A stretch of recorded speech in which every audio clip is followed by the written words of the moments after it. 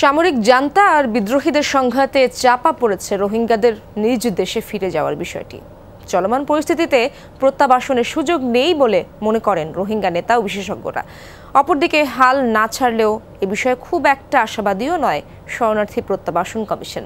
কক্সবাজার টেকনাফ সীমান্ত ও রোহিঙ্গা সমস্যা নিয়ে রিয়াজ রায়হানের ধারাবাহিকের আজ থাকছে চতুর্থ পর্ব। ক্যামেরায় ছিলেন লুৎফর রহমান, সঙ্গে ছিলেন আরেক সহকর্মী এহসান আল কুতুবী। কোয়ালিটি সম্পন্ন আন্তর্জাতিক মানের still bar CSRM, committed for better still.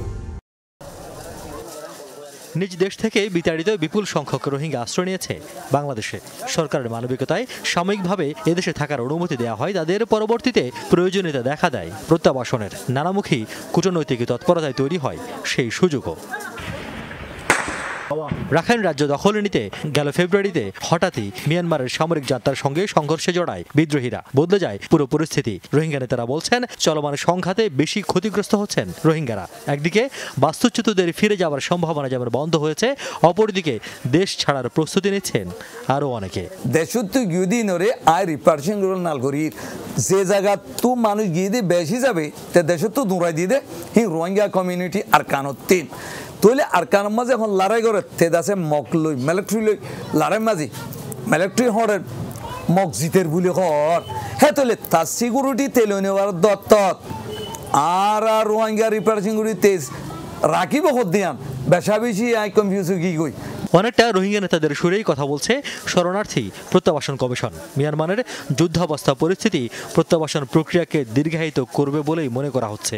মিয়ানমারের সরকার তাদের সহযোগিতা আমরা সেইভাবে পাচ্ছি না, এবং সাম্প্রতিক সময়ে বাস্তবতা তৈরি হয়েছে যে রাখাইন রাজ্যের সংঘাত তৈরি হচ্ছে, আরাকান আর্মির সাথে সরকারি বাহিনীর যুদ্ধ চলছে। আমরা এই জন্য এমন কোনো মানে চাপও দিতে পারছি না যে এই মুহূর্তে যে আলোচনা টেবিলে বসা দরকার। বিশ্লেষকরা বলছেন, মিয়ানমারের বিদ্রোহী সামরিক জান্তার দখল পাল্টা দখলের লড়াই এখন আর কেবল দুটি পক্ষের হাতে নেই। তাই খুব সহসাই পরিস্থিতির উন্নতির সম্ভাবনাও ক্ষীণ।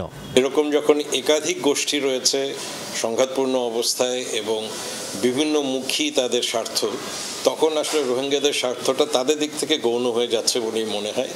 রোহিঙ্গারাও কিন্তু তাদেরকে খুব একটা বিশ্বাস করে না, কোনো পক্ষকে এখন তারা পুরোপুরি বিশ্বাস করতে পারছে না, এবং সেটা যৌক্তিক কারণ আছে। তো এরকম অবস্থায় যদি ওখানে কোনো রকম স্থিতিশীল অবস্থা তৈরি না হয়, আগেও ছিল না কিন্তু এখন আরও সংকটময়, যে এখন একেবারে একটা যুদ্ধাবস্থা সেখানে, তো সেখানে নিরস্ত্র যে সাধারণ রোহিঙ্গারা রয়েছে তাদের ফেরার তো কোনো প্রশ্নই আসলে আসে না। তো প্রত্যাবাসনটা আসলে খুব একটা আরো বেশি অনিশ্চিত জায়গায় চলে গেছে বলে মনে হয়। এত সমস্যার মাঝেও নিজ ঘরে ফিরতে পারলেই যেন বাঁচে দেশান্তরী মানুষরা। গত 7 বছর ধরে চলা নানা উদ্যোগের পর টানেলের মুখে আলো দেখা গিয়েছিল রোহিঙ্গা প্রত্যাবাসনে, কিন্তু সাম্প্রতিক মিয়ানমারের সংঘাতে সেটিও বলতে গেলে একেবারে বন্ধ হয়ে গেছে। তাই রোহিঙ্গা নেতারা বলছেন, বাংলাদেশ শুধু নয়, পাশাপাশি আন্তর্জাতিকভাবে যদি চাপ প্রয়োগ করা যায় এবং মিয়ানমার যে চলমান সংঘর্ষ সেটি যদি বন্ধ করা যায়, তাহলে তাদের প্রত্যাবাসনের যে সম্ভাবনা সেটি এখনও পুরোপুরি শেষ হয়ে যায়নি। যদিও 2017-র আগে যারা এসেছিলেন তাদের কাউকে খুব একটা ফেরত পাঠানো যায়নি। রিয়াজ রায়হান, যমুনা নিউজ, উখিয়া, কক্সবাজার।